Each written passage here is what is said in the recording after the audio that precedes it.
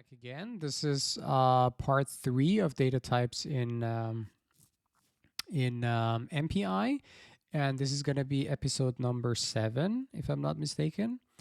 So we're going to continue where we left off. So we're talking about MPI aint add and MPI aint diff for sort of arithmetic on MPI addresses. So add takes a base and takes a displacement, and it basically gives you it returns an MPI aint.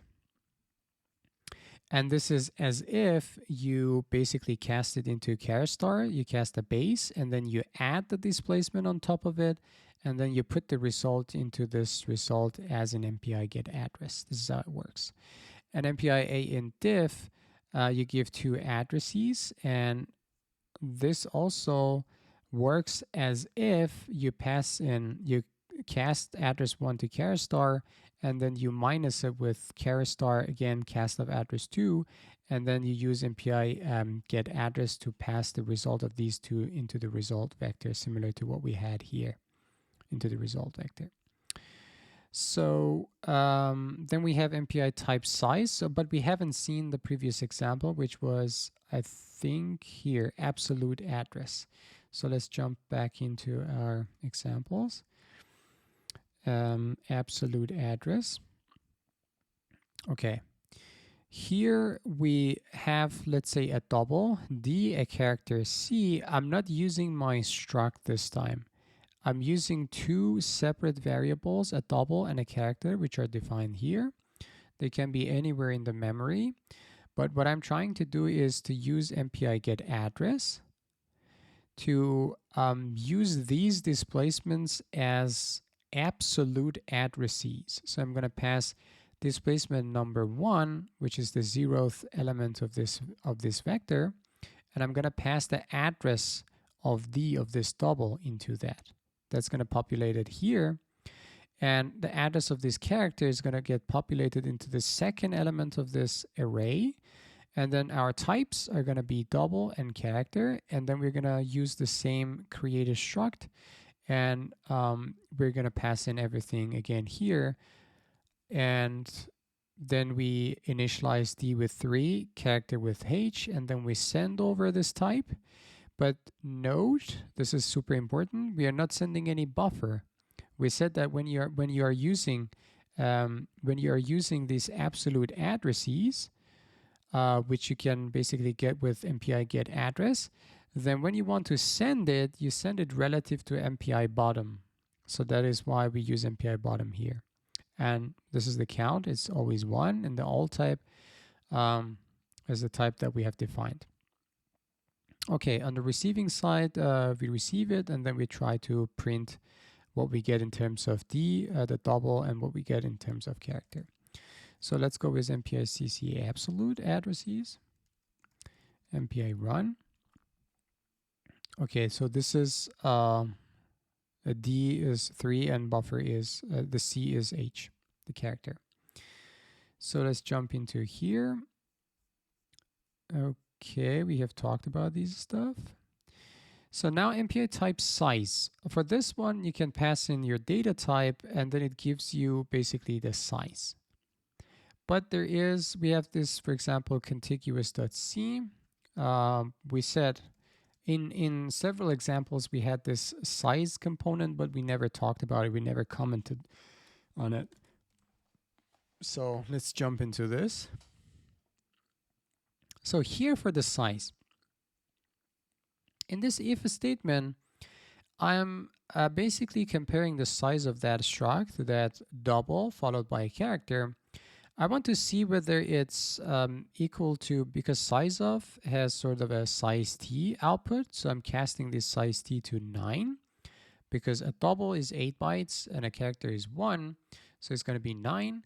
So if it's not equal, if these two values are not equal, this means that we have padding for alignment. So the size of a struct is going to be size of a struct data, and then the extent is going to be 16. This is what we saw in the beginning. And then this is using MPI type size. Now I want to pass in my new type, and I want to pass in an integer to see what MPI type size is going to tell me in terms of size. Does it also include the padding, the output of this? Let's take a look at it. If I say MPI CC contiguous and MPI run, actually I should have tried with 2, but it's okay. So size of a struct is 16. That means my extent is 16, but take a look at this. MPI type size gives me 27. But why 27? Because I had 3, if you remember this contiguous, we had 3 concatenations of this old type. So a double followed by a character is 9 bytes. So 3 concatenations is going to be 3 times 9, that is 27. While when we are sending stuff over the network, we are sending 3 times 16 because the padding is always included in network. When you're doing an MPI send and MPI receive, you send all the stuff, including the padding stuff. So this means that we have transferred through the network, not in this case because we are working on a shared memory, but in general, we are passing through the network 16 times 3, that is 48 bytes. But here you see that MPI type size shows you only the size that is occupied by the data types without any inclusion of padding. So that is super important to basically know.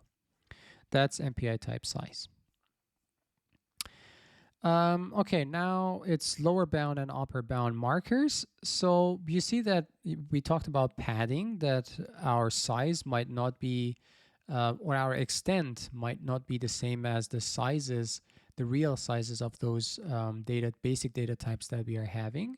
But we can also have custom lower bound and upper bounds. So this means that we can also have custom padding if we want to. So this is, so to say, they say as your data type can have some holes in the beginning or in the end. So this means that your data entries, that they can extend above the upper bound or they can be below the lower bound. To achieve this, we add 2 additional conceptual data types as lower bound marker and an upper bound marker. These two, these represent the lower bound and upper bound of the data type. And these conceptual data types, they occupy no space. So the extent of these two is going to be 0.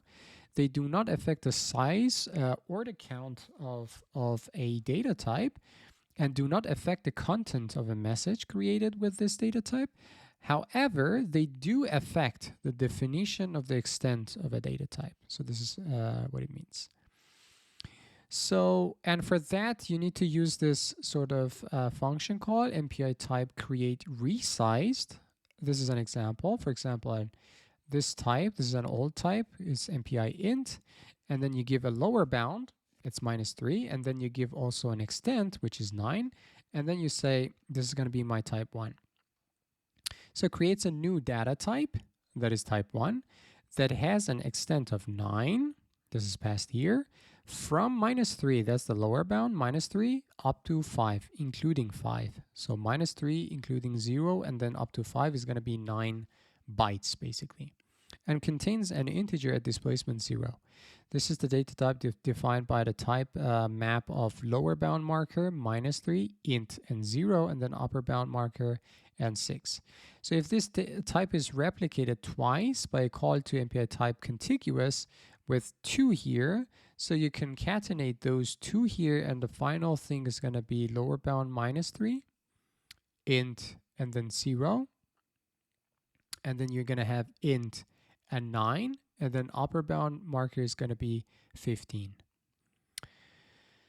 Okay, so because, and the reason that we get 15 is because that upper bound marker is 6, and 9 plus 6 bytes is going to be 15.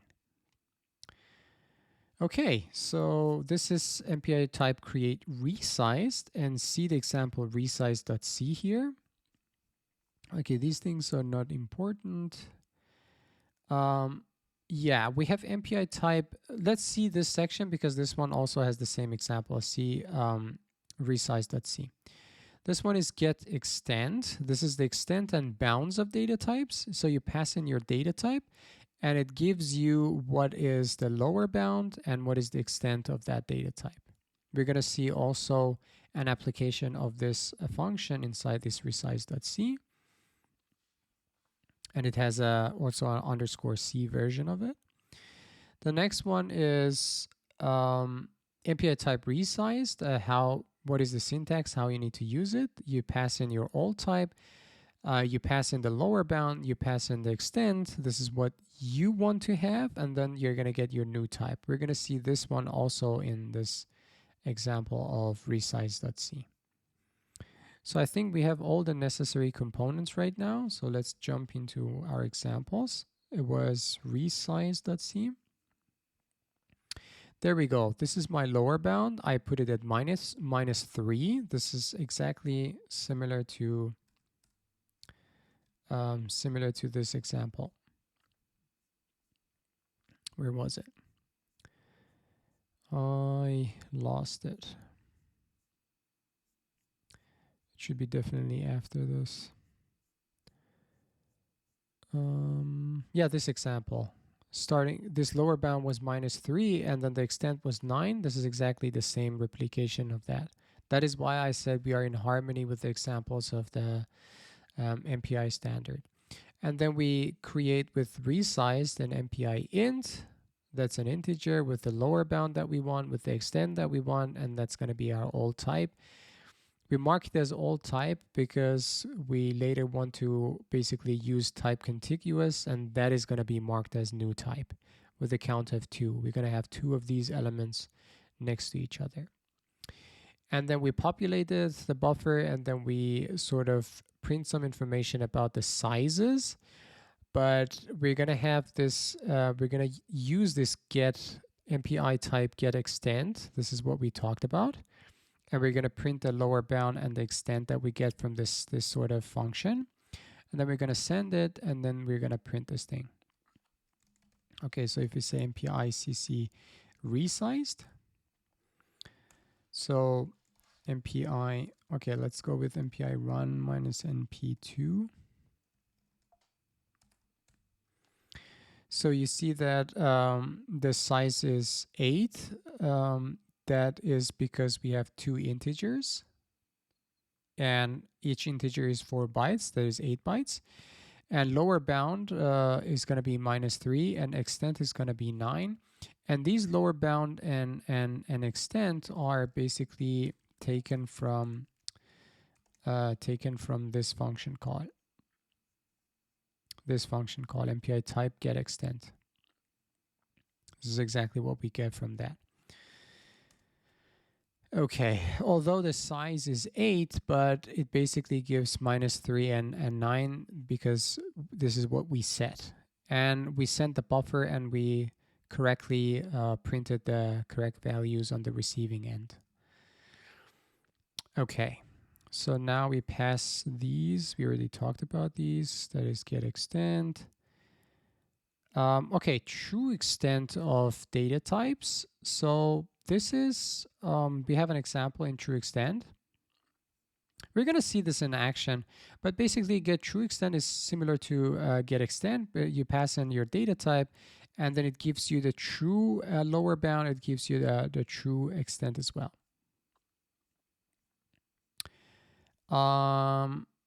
Yeah, the true extent is the minimum number of bytes of memory necessary to hold a data type uncompressed. This is also very important. Let's take a look at this. This is, everything is exactly as before. The lower bound minus 3, and then extent is going to be 9. And we're going to have 2 of those integers packed to each other with MPI type contiguous. And we're going to populate the buffer. We're going to print some information. We're going to print some information about the lower bound and the extent from MPI type get extent. And then we're going to compare it with MPI get true extent. We're going to see the true lower bound and also the extent, the true extent. And then we do the same send, and then we receive it, and then we print the buffer. So MPI CC true extent and MPI run. So now you see the difference. The size is 8. That's because we have two integers of 4 bytes. This is the lower bound that we got from the get extent. It's -3 and 9. But take a look at this. The true extent is actually from 0 all the way up to 4. That's, you see how basically it differs, because you have you basically have an integer, right? We put the extent to be -3 and 9, but you know that behind the scenes it's only one integer, and the integer sits into byte number 0 up until byte number 4. That's the true extent. So this means 0, 1, 2, and 3. That's going to be 4 bytes. That's the true extent. Okay, and the message, you see also that the message is very fine, transferred from process number 0 to process 1. This is also the difference of get extent and get true extent. Now it's commit and free. We already have seen this a million times. See any of the .c files. We can go to contiguous, for example. You see that whenever we create a type, then immediately we basically commit that type. I already mentioned that you only need to commit when you want to use that type for communications. If you want to build another type based on that type, you can probably also get away with not committing a type. But if you don't commit a type and you try to use it in a communication, you're going to get a fat error, basically. And it's good to get errors than nothing happening in MPI, because MPI, you know, it's a library. So a lot of checks you cannot do because it's just a library. You need to know how to use this library. So yeah, that is committing. And freeing is basically whenever you are done with your communication, whenever you are done with your data types, then always remember to free them. And that is basically that section. We already talked about it. You can also duplicate. We're not gonna comment too much. This is so simple. You just pass in the old type and then gives you a duplicate of that type. Then we have general data types in communication. That's so far we have sent everything with count of 1, if you remember. But you can also send the count values are higher than 1, which means that this is going to be interpreted just as if you have said MPI, you have concatenated the type that you have. So you say that if the count is higher than 1, it means that you use MPI type contiguous, you passed in the count, you passed in your old data type that you wanted to transfer, you got a new data type, and you committed that new data type, and then you use that new data type with count of 1 for MPI send, and then you freed that new data type. That is equivalent of what happens when you use a count higher than 1. Rest is not important. Type matching is defined according to a type signature of the corresponding data types inside the general sort of data type that you are using. These are not important. Then we have something which is called as MPI get elements. When you send the stuff around, then with the status sort of handle, you can take a look at how many counts of data types you have transferred or you have received. So that is inside c get elements.c. We're going to see it in a second. And we have MPI get elements, and we have another sort of function, which is MPI get counts. And these two have subtle differences with each other. So this is previously defined MPI get count. We're going to see what is different between the two. So it was get elements, right? Okay. So we're going to have the same thing that the two integers we had with this lower bound and the extent of 9. And then we concatenated two of them with this contiguous. And we populated it. But here we're going to print all those information. But what is important is that on the receiving side, we're going to have get elements value and get counts value. We're going to populate get elements, and we're going to pass our status in the receive. This time we're not going to say MPI status ignore, because we are interested to know that what is the output of get elements and what is the output of get count, and see what is the difference between the two. You see that when we are receiving, we are getting a count of 1. So which one of these two elements is going to pass in 1? Let's see. MPI CC get elements and then MPI run. So you see that MPI get elements is printing 2 here, and MPI get count is printing 1. So MPI get count is actually the thing that the higher level of data that you are basically communicating. In that case, when we were receiving, we were receiving a count of 1. So this is exactly what MPI get count reflects. But MPI get elements is actually the real number of elements inside that type that you were sending, which was 2 integers. That's why we have 2 elements here. Because we concatenated with MPI type contiguous 2 counts. That is why we get 2 elements here. So that's the subtle difference between the two functions. And then we have correct use of addresses. We already talked about this in absolute address, that care must be taken once you are using MPI bottom because of the system differences, you know. I'm not going to comment too much on this. We can pass this. And this, we have no examples here. I'm not going to cover this type as well, but a general remark on this is this: we have tried to construct data types. In decoding a data type, you try to reverse this process and try to figure out that what were actually those calls, those function calls to those data type constructors that finally ended up to the general data type that you created. So you're using this get envelope and get contents, those two sort of functions, to basically figure out what was the sequence of type constructors which led finally to the general data type that you were using. So I'm going to skip these parts. You can read them. They're interesting, but you can read them at home. We're not going to comment. There's a lot of examples here that we don't care about because we have our own examples. I'm going to pass these. Okay, the final topic in today's session is pack and unpacking. So some existing communication libraries provide pack and unpack procedures for sending non-contiguous data. In these, the user explicitly packs data into a contiguous buffer before sending it and unpacks it from a contiguous buffer after receiving it. So this is the case that I was talking about, like if you have a double at somewhere in the memory and then you have an integer somewhere else in the memory.